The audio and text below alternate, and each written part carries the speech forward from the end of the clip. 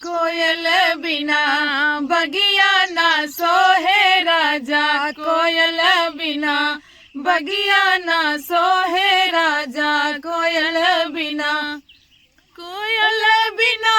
बगिया ना सोहे राजा, कोयल बिना बगिया ना सोहे राजा, कोयल बिना बगिया ना सोहे राजा, कोयल बिना बगिया ना सोहे राजा, कोयल बिना। भाई भतीजा बिना नैहरो न सोहे, भाई भतीजा बिना नैहरो न सोहे, माई बिना अंगना ना सोहे राजा, माई बिना अंगना ना सोहे राजा, माई बिना अंगना ना सोहे राजा, माई बिना अंगना ना सोहे राजा, कोयल बिना बगिया ना सोहे राजा, कोयल बिना बगिया ना सोहे राजा, कोयल बिना बगिया ना सोहे राजा, कोयल बिना बगिया ना सोहे राजा।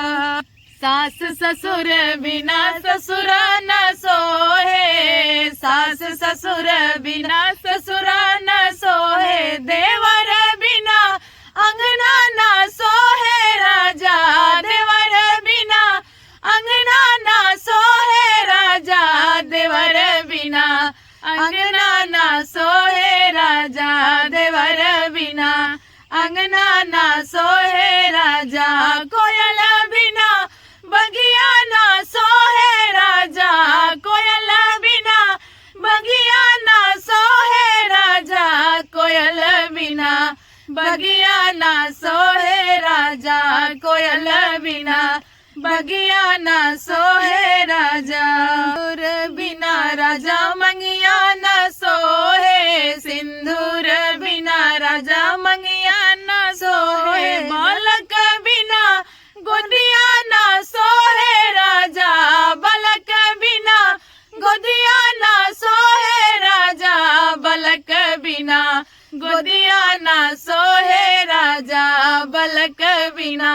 गोदिया ना सोहे राजा, कोयल बिना बगिया ना सोहे राजा, कोयल बिना बगिया ना सोहे राजा, कोयल बिना बगिया ना सोहे राजा, कोयल बिना बगिया ना सोहे राजा, कोयल बिना बगिया ना सोहे राजा, कोयल बिना बगिया ना सोहे राजा, कोयल बिना बगिया ना सोहे राजा, कोयल बिना